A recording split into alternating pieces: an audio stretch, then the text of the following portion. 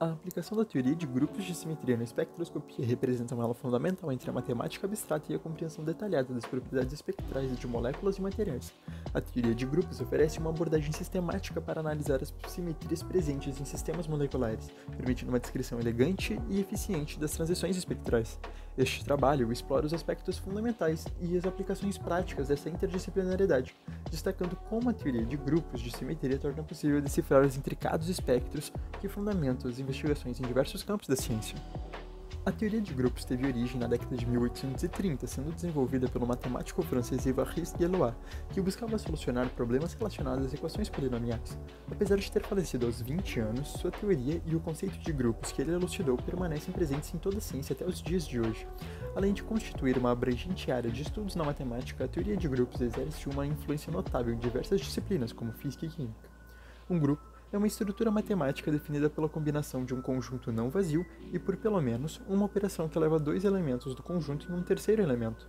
No entanto, ele só será considerado um grupo se a operação exibir a associatividade e o conjunto, por sua vez, apresentar o elemento neutro, além de um inverso para cada outro elemento. A teoria de grupos nos permite chegar em grupos de simetria. Em termos simples, um grupo de simetria é um conjunto de transformações que preservam as propriedades geométricas ou estruturais de um objeto.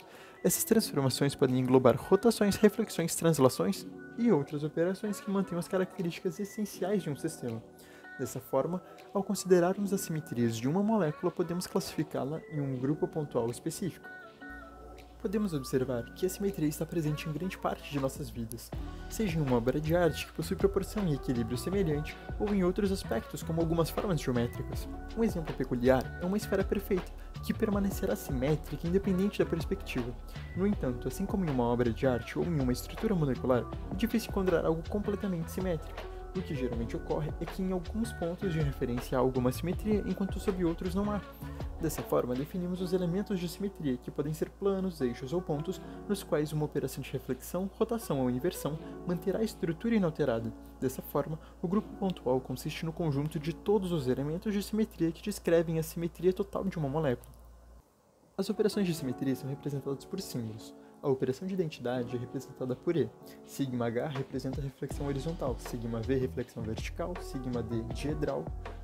Cn representa uma rotação, onde n é o número de repetições dessa rotação necessárias para completar 360 graus, e uma operação de inversão, e Sn é uma rotação imprópria, que é uma rotação seguida de uma reflexão perpendicular ao eixo de rotação. Bom, podemos tomar como exemplo os elementos de simetria da molécula de água. A molécula de água possui um eixo de simetria C2, correspondente a uma operação de rotação de 180 graus. Possui ainda dois planos de simetria, ambos verticais, contendo o eixo C2, simbolizados por sigma V e sigma V'. Para ser um grupo, o grupo de simetria da molécula inclui, por fim, um elemento de identidade. Tendo a lista de todas as operações de simetria da molécula, podemos chegar que ela pertence ao grupo pontual C2V.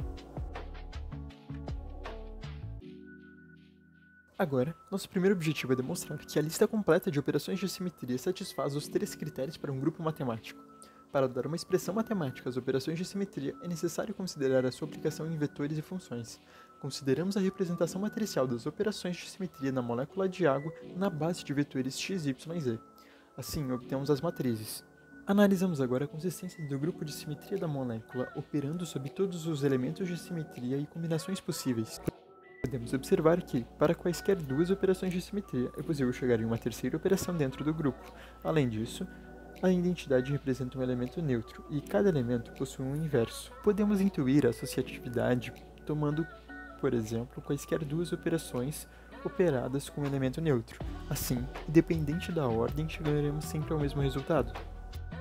Podemos agora com convicção afirmar que o conjunto de simetrias presentes na molécula de água formam um grupo, pois apresentam um fechamento, associatividade, um elemento de identidade e um elemento inverso para cada outro elemento dentro do grupo.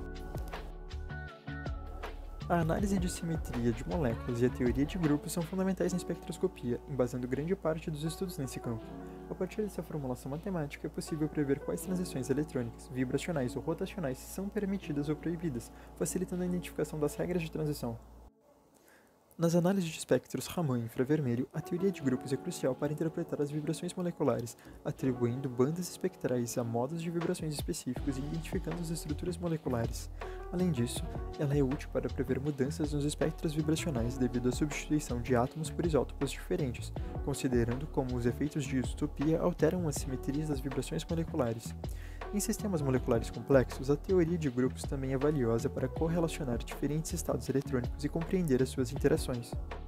Concluindo então, a teoria de grupos desempenha um papel essencial na espectroscopia, oferecendo uma estrutura matemática poderosa para prever e descrever uma ampla gama de fenômenos espectroscópicos em sistemas moleculares e materiais.